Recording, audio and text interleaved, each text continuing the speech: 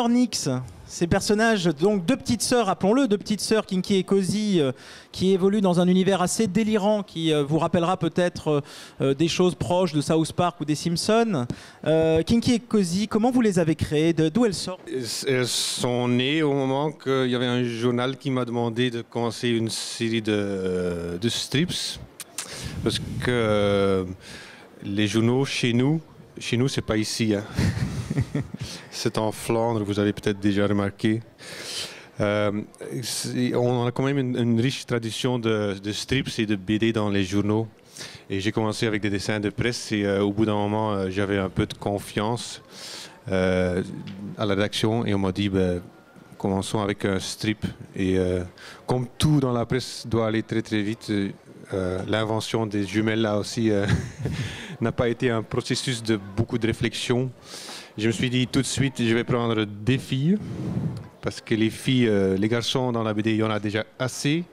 Et les filles, c'est beaucoup plus intéressant parce qu'elles ont quand même un comportement un peu moins logique, avec tout respect. Elles sont nombreuses parmi nous. Je fais gaffe. Et donc pour quelqu'un qui raconte des histoires, c'est toujours bien. Une fille ne va jamais tout droit de point A vers point B. Voilà, et probablement indirect, c'est aussi une explication parce que je suis né entre deux sœurs et j'ai comme signe astrologique Gémeaux, ascendant Gémeaux. D'accord. Donc ce sont des jumelles. Bon, il y en a une qui porte des lunettes, mais ça c'est juste pour moi, pour connaître la différence entre les deux, parce qu'elle voit très bien. Alors, il n'y a pas seulement Kinky et Cozy, il y a leurs parents, il y a tout un univers que vous avez créé autour. Et d'ailleurs, chaque chapitre du livre, parce que c'est une anthologie, hein, ça réunit plusieurs strips. Ouais. Donc, il y a toute une anthologie. Et chaque chapitre est réservé à un personnage différent de l'univers. Donc, voilà, c'est parfait. On a même... Voilà, on a papa. C'est le papa. Voilà. Alors, à chaque fois, il y a une photo du personnage. C'est vous sur les photos ? Oui, c'est moi. C'est juste parce qu'il y a une thèse qui dit que l'auteur de BD ressemble à ces personnages. Forcément à ces personnages. Ça aussi, c'est moi. Il y a ma copine qui dit que je suis un Mathieu Meuf. Et c'est vrai en plus parce que si tu regardes Hergé, il a le dessus de son corps qui est assez long, mais ses jambes sont plutôt courtes.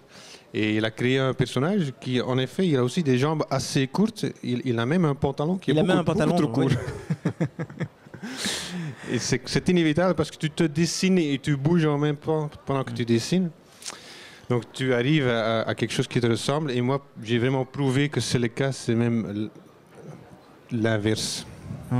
Les personnages sont moi et moi je suis les personnages. Donc vous avez développé tout un univers en fait autour de Kinky et Cozy avec donc le docteur Scalpel, enfin un certain nombre de personnages assez délirants. Justement le ton de ces strips, parce qu'on a l'impression donc deux petites jumelles à qui il arrive plein d'aventures, on pense immédiatement littérature jeunesse ou bande dessinée pour enfants, mais il faut prévenir les parents, c'est peut-être pas, tous les strips sont peut-être pas à mettre dans toutes les mains, et notamment les mains les plus jeunes. Alors c'est étonnant parce qu'il y a effectivement des strips qui sont assez inoffensifs, où ça joue sur un registre d'humour qui est assez universel. Et puis il y a d'autres strips qui manient l'humour noir de manière beaucoup plus radicale. Pourquoi ce mélange en fait des tons? C'était quelque chose que vous vouliez? J'ai déjà dit qu'il n'y avait pas une longue réflexion avant de commencer. Mais je savais tout de suite un truc, c'est que j'allais appeler la série Kinky et Cozy. C'est pas du néerlandais, c'est de l'anglais. Et ça veut dire kinky, un peu bizarre, et cozy, un truc assez normal, cozy.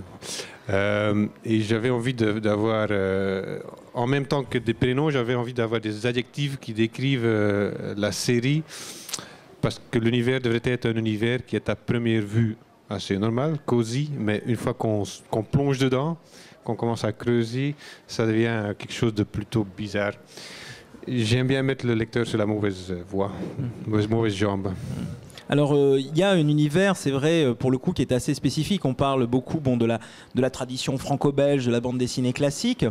Vous, on vous inscrirez plutôt dans une tradition plutôt des surréalistes belges ou d'une forme d'humour absurde. C'est une filiation que vous revendiquez ou dans laquelle vous vous trouvez ou pas nécessairement? Ouais, j'invite d'être né en Flandre et de grandir en Belgique. Il y a certains désavantages. Il y a certaines choses qui expliquent comment tu arrives à ce genre de BD. On a eu la chance d'être né sur le point en Europe où il y a deux cultures qui se touchent, la culture latine et la culture germanique. Parce que du coup, on est obligé d'apprendre deux langues, même 3 langues, l'anglais inclusif. Et du coup, dès que j'étais petit, je regardais les séries humoristiques à la télé, au BBC, Monty Python, aussi bien qu'en Hollande, Van Koten and Deby, un truc hilarant qui n'a jamais su être exporté vers le sud. Et aussi bien des grands humoristes en France comme Gottlieb, donc avec ce bon mélange d'humour, finalement, je suis arrivé à un produit qui est pareil. On ne le fait pas exprès, hein, c'est un truc... tu vois, les influences, on me dit souvent, est-ce que tu es influencé par South Park ou par les Simpsons? Non, j'adore ce qu'ils font, mais ce n'est pas une influence pour moi. Parce qu'ils ont plus ou moins le même âge que moi, enfin, surtout les mecs qui font les... C'est la même génération, en fait. C'est la même génération. Ouais. Les trucs qui t'ont influencé, ce sont les trucs que tu as vus quand tu avais 14 ans, où tu te disais, mais oh, c'est tellement beau, c'est tellement bien fait, je veux faire exactement la même chose et meilleur. C'est là que tu as le coup de foudre, c'est pas plus tard.